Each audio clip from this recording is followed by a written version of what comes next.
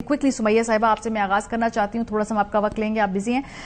अभी तक अगर आपके पास जो इन्फॉर्मेशन है वो हमारे साथ शेयर कर लें कि कितनी जो डेड बॉडीज हैं वो आप लोगों ने शनाख्त कर ली हैं, कितने की शनाख्त में मुश्किल पेश आ रही है, और अगर जो मुश्किल और चैलेंजेस हैं तो वो क्या हैं?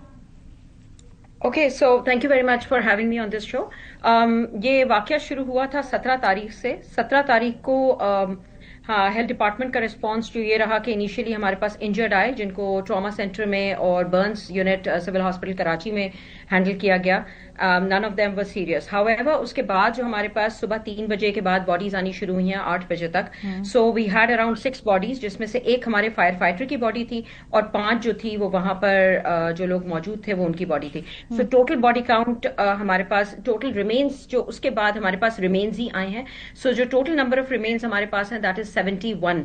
इसमें से हम 6 को फेशियल रिकग्निशन की बेस पे, यानी जो बॉडीज इनिशियली आई उनको रिकग्नाइज किया गया। फिर एक बॉडी जो थी that recognized by the CNIC and partial facial recognition, and 13 of them have been recognized by DNA. DNA जो कंडक्ट किया जा रहा है वो सिंध फोरेंसिक DNA लैब में किया जा रहा है। प्रॉब्लम ये आ रही है कि due to the horrendous nature of the fire, grade 3 fire इसको कहा गया, रेस्क्यू वर्कर्स ने जो कहा, and since it kept on burning for almost 36 hours, तो अब जो the remains that they have been reduced to literally bones, and DNA का जो डिग्रेडेशन इंडेक्स है दैट इज इन थाउजेंड्स। तो DNA को एक्सट्रैक्ट करना अब मुश्किल हो रहा है। अगर डीएनए आप एक्सट्रैक्ट कर भी पाएंगे, लेकिन इतनी जो लाशें जली हुई हैं तो फिर ये अमल मजीद पेचीदा कैसे होता है? जरा जो नहीं समझते इस मामले को। Let me clarify here. लाशें सिर्फ 6 इनिशियली थी और एक 7।